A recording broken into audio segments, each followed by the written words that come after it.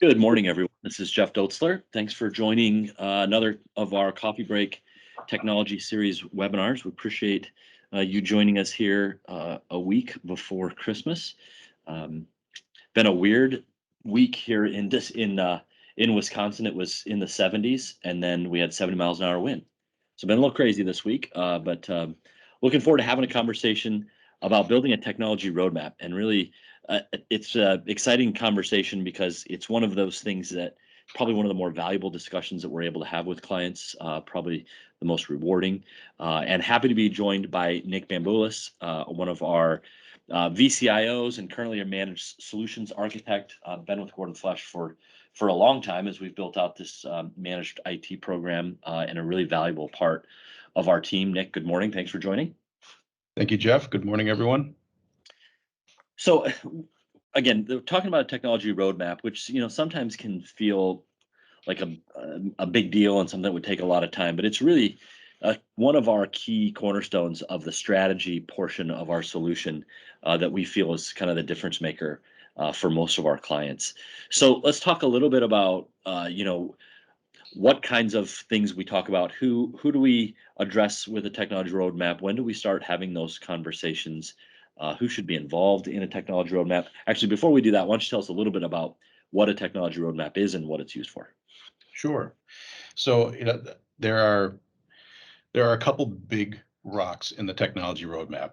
Obviously, part of this is a budget discussion, but the bigger part of it is a conversation with executive leadership to kind of lay out the vision and lay out the goals for the organization. And really, what we're trying to do with the technology roadmap is align the technology with the organization's goals, and that's really the key fact there. Everyone can kind of look at when they should replace computers, et cetera. That's kind of table stakes. But what we really want to do is take a look at the vision, take a look at the goals that the organization's trying to accomplish, whether those are revenue targets or efficiency goals or making people more productive or expanding your reach to new markets or whatever the goals of your organization are. The technology is going to have a big hand in accomplishing those goals. And believe it or not, your technology team can strategize and put proper tools in place to help you accomplish those organizational goals. So that's really the cornerstone of the technology roadmap. And I think that part that you were just kind of the list of things that you were just listing off is an important reminder that this isn't just about technology when a server is up to be replaced or something else in that vein, but really how technology is impacting the business, what business goals are out there to be attacked and achieved, and how can technology support that.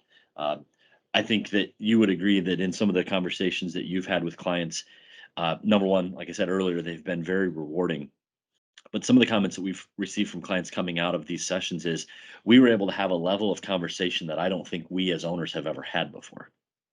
Yeah, that's absolutely true. I've had that feedback come out of these conversations, and especially in the smaller organizations, everyone's wearing a lot of hats. Everyone has so much to do day to day. And yes, they have a brief conversation about what they want to do in the next fiscal year, but to actually sit down and dig into it can be rare in some organizations. And we've definitely had that feedback where owners and executive team members have come to us after we've had our discussion and said, we had our goals, we had our vision, but we never really sat down as a team and really dug through the minutia of how we're going to accomplish those goals this year, because we're all just so tied up in the day to day and trying to keep the operations running that, yes, we understand the goal at a high level, but we never really dug into it and sat down as a team and just talked about the goals. So it's a very important thing for any organization to do. And if you don't have those types of meetings scheduled in your organization, I highly encourage you to do that. It really helps everyone row in the same direction and really understand where the business is going and how they want to accomplish the goals. I, I think we've even witnessed a long-term strategic discussion about exiting the business and what owners' beliefs are about that and how different they can be. Because again, it's one of those things that just doesn't always get discussed. And if the 5-year plan is one wants to sell and retire, and the other wants to acquire and grow, uh, how your technology is going to support those efforts can be different. So, Yep. yeah, Great conversation and a really valuable thing for people to consider. Before I get too far, I want to remind people that while you and I can definitely have lots of conversations and talk about all this stuff we're passionate about and it's exciting, we'd really love to hear from those that are joining us. So if you want to use the chat feature in this Teams meeting, you can pop a question in there and we will make sure that we get it answered as we go or at the end. So we talk about a technology roadmap, and I'm sure everybody has a vision in their head about what that is. We've been talking about the conversation, but what is the deliverable? What is the thing that somebody gets to take with them or review or have to present to other people at the end of one of these sessions or throughout the process? So the document that we put together is meant to be kind of a living and breathing document. It's not something that just gets done once and gets set aside. It's something that we pull out every quarter and look at and update and then revise year to year. Because a lot of the goals that you have some of them are going to be the same year over year. Some of them are going to change, and we're going to have to adapt the strategy as time goes on. Sometimes the industry that you're in or the world will throw a curveball at you, as we've seen to great effect in the past couple of years. A lot of technology roadmaps, budgets, plans, all of those have been kind of turned upside down because of things that have happened in the world and the fallout created from some of those things. So, but yes, it's really meant to be a continuing document, something that you're always working on and have at the ready.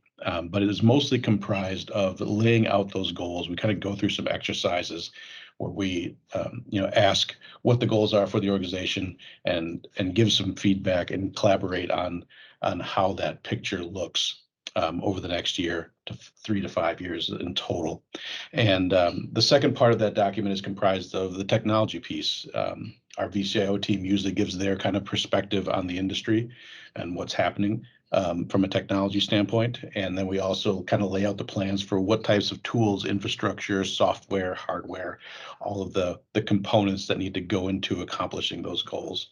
And the end result, I'd say the chief goal of the technology roadmap is to align the organization's technology with those goals to provide the most value and efficiency out of those tools and help the organization drive towards accomplishing the goals that they've laid out. Yeah, I think that living document statement is a real true one. Like with all plans, it works great in a whiteboard or on a whiteboard or in a conference room, but then real life happens and things change. That doesn't mean that having a plan is pointless and useless, because the conversations that happen help you deal with the changes because you know direction at least where you'd like to go. And I think that organizations that had a strong root in strategy and awareness of who they are and where they wanted to go were able to navigate, the start of the pandemic pretty easily. I shouldn't say easily; it wasn't easy for anyone, but better than those that didn't have a plan.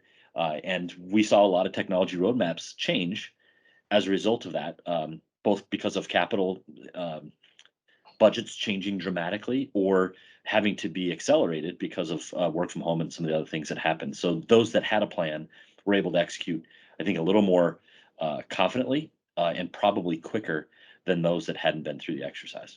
Absolutely. So what potential snags do businesses run into when they go about creating one of these? What considerations should be thought through?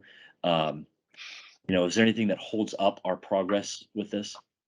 I think the biggest factor there is having the right players in the room. It can be difficult for organizations to kind of pull the team together, especially if it's your technology provider, like Elevity and Gordon Flash, asking for this meeting. It can be difficult to get the right stakeholders to sit down at the table, either the owner of the company or the C-level executive team, just to kind of get all the right minds in the room at the same time for an hour or two to kind of work through this process. That's probably the biggest hurdle to overcome, unless it's the owner or the CEO that's asking for the meeting, right? But yeah, really making sure we have the key players in the room, which are going to be folks that are in charge of IT, whether that's your own internal IT director or CIO if you have one, or your outsourced CIO, or if the office manager is in charge of overseeing IT, with the help of a partner organization. If you're a smaller entity, and obviously having the C-suite available, your CEOs, your COOs, your CFOs, and the owner if possible, really, so we can have that cohesive team to kind of hammer out what the vision is going to be. Yeah, I think that's a good point. The strategy sometimes isn't always known to everyone, and yeah, having the ownership or the leadership involved in some at least portions of these discussions is a real valuable thing. Um, want to address a question that came in because I think it's a good one, and I think there's a lot of people who would agree and feel similarly about long-term strategic plans. That none of us have a functioning crystal ball. Mine broke a long time ago. Uh, to know what makes sense 3 to 5 years from now, sometimes it's challenging. I think that everybody has a vision of where they would like to be. Maybe they don't have a good feel for what the timeline is. But, what are some things that you have encountered with clients that maybe have a 1 year strategy? They really, they understand their real goals in a 1 year period. They understand the things that they can lean into, control, and accomplish in a 1 year period. But what are some of those other items that might be valuable to have on a longer term timeline that maybe aren't intangible goals, but real hard things that people need to be thinking about and planning for? Yeah, obviously the 5-year goal is always a moving target, but in some organizations, those can be a little bit more concrete depending on the structure. Say you're a family-owned business and the current ownership is getting near retirement. What does that succession planning look like? Who's going to take over the reins? Will there be anyone to take over the reins? Likewise for industries that can look that far out. If you're in certain verticals, the goal setting can be a little bit different because it doesn't change as much. Take our industry, IT, for instance. We can never plan 5 years out because the technology and the landscape shifts so quickly that we would never really know what our solutions are going to look like 5 years from now. Other industries can be a little bit more concrete. Obviously, healthcare we know is something that's growing and is going to consistently grow over the next decade. Is not really going to go away due to the dynamics of certain generations reaching retirement age. The largest generation reaching retirement age, and that's not going to change for a number of years yet. So, but yeah, I would say from a planning perspective, the hard solid goals are going to be the 1 year, the 2 year, maybe even the 3. But yeah, the 5 years are going to be those long reaching ones that are hard to forecast. Yeah, I think another thing to keep in mind is these conversations aren't all just hypothetical dreams. They're also some of the hard things that need to be discussed and decided on. Like, for example, let's say that there's a big infrastructure investment that's made, a big capital investment, and the organization depreciates that over a 5 year period. And so, in 4 years, we need to start thinking about if we're going to do that again, we're going to do something different. But there's a 5 year timeline on that investment that will have to be addressed. Well, let's add that to the roadmap. It's not necessarily a strategy discussion, but it's a technology item that we know that we need to be thinking about on the horizon. So sometimes there's placeholders that are put on the roadmap that are just about decisions that need to be made so they don't creep up on us, and that we make decisions along the way that are directional with those other things that are out there. If that Yeah. makes Yeah, there's, if you're an organization that is, in the production print industry, or you make labels or something like that, you have to invest in multi-million-dollar pieces of equipment to drive that operation, and you plan on having those pieces of equipment for some time. So, obviously, you got to have those budgets in the plan, and that large purchase of something that large is going to affect a lot of other budgets as well, because you kind of have to make room for this really large investment, and it's going to trickle down everywhere else. So you got to have that planning and discussion. Yeah, and again, how technology impacts those things. It isn't just about the capital investment. It's just not about the revenue that comes from those investments, but what technology needs to be there to support it, to maximize it, to make sure that there's all of the things necessary to drive that productivity. So, what are some of the short-term and long-term benefits that you've seen of going through this process? I think we've covered some of them, but you know, what else are some values that or some of the value that organizations are finding from going through this? I'd say the value is having that unified message across the leadership team and those that are the stakeholders of the important parts of the business. Having that clear vision that everyone's rowing towards is definitely the short term, and it can potentially the long term benefit as well. I had a conversation with one of my clients recently, and Due to factors of the pandemic, they were in an industry that actually benefited from a lot of the changes that had happened, and they changed their vision of growth drastically. They were planning on growing through acquisition, but because their growth has been so strong, they've completely shifted that focus in a very short time, and now are moving towards organic growth. And because they're finding new business in areas that they didn't think they'd be able to penetrate in the past, and due to the circumstances of the world, those avenues have become easier. But because they had the plan laid out, they were able to easily adapt to those situations. And those are some of the important things that are good about this type of plan, so that you can have everyone rowing in that same direction. Because you have it all documented, you can easily pivot and have alternatives, and be able to see those alternatives when the things arise. The old making lemonade out of lemons adage is very appropriate. What are the time investments that you see, or that you're involved in? Some people might be sitting back saying to themselves, "Yeah, this all sounds great, but how am I going to find time to put together a 5-year strategy and technology roadmap?" When you've engaged with clients, what do you set as an expectation, and what do you see as the reality of what it takes to get one of these developed, at least in the early stages? I think the most important meeting is that initial sit down with the executive team to kind of talk through the goals, and we kind of set expectations around those being a 2 hour, plan for 2 hours. Sometimes they go shorter, sometimes they go longer. It really does depend on the conversation. Sat in the conference room, and just really had the executive team just kind of dive in, and they get into their mode. And especially when you're dealing with an owner or an executive in a business, they want to talk about these things. This is what makes them excited, is how they're going to plan and grow their business.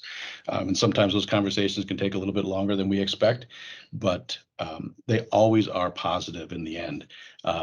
So while you might see some reluctance on the front end to sit down, usually once folks are in the room and they start having the conversations, there's a lot of excitement, and people really get engaged. And yeah, I would say from a general standpoint, let's plan on 2 hours, but it could potentially go a little bit longer, or potentially a little bit shorter. It really depends on the group and the goals.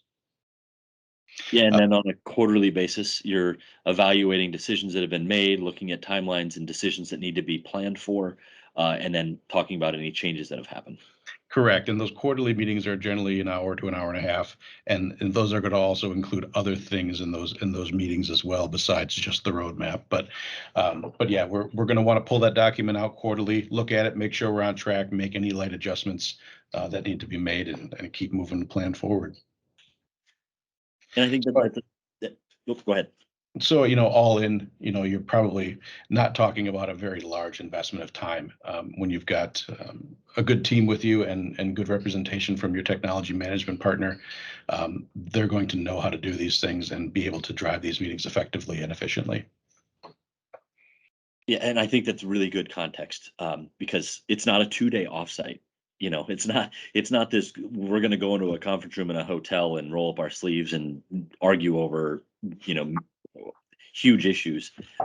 You may need to do that as an organization. You may need to take conversations that happened in that first 2 hours and go do that if you feel like you need to. But we're not asking for a huge investment in time, and this is really about directional conversations that are important. And then it really key part is the continuous review of it and the continuous discussion to make sure that we continue to stay aligned. Good. Nick, anything else you want to add on the topic of technology roadmaps and what people need to be thinking about? No, I don't think so. And I know I've said this a couple times, but the biggest hurdle you're going to find with this is getting all of the key players to sit down and make some time for you. So if you're an office manager, or you're a CFO, and you want to get the owner or the CEO to sit down, those are always going to be the hardest asks, right? You're gonna have to sell it, right? And if you need help with that, talk with your technology management partner. They can help you with that. They can provide examples and feedback and experiences they've had to kind of wet the whistle, so to speak, and get that engagement. That's really the biggest thing to work at. Once you get them in the room, things go really smoothly. Yeah, it's a really good point. What would you recommend for next steps for somebody who, is hearing something here that's sparking some interest, and they would like to move forward? I'd say first talk with your technology management partner. You know, if you're an Elevity client that's in one of our solutions that provides VCIO services, talk with your VCIO, kind of lay out the initial steps of that plan. They'll be able to show you some sample technology roadmaps and give you some tips and tricks as to how to get some engagement from the executive team if you think that's going to be a hurdle.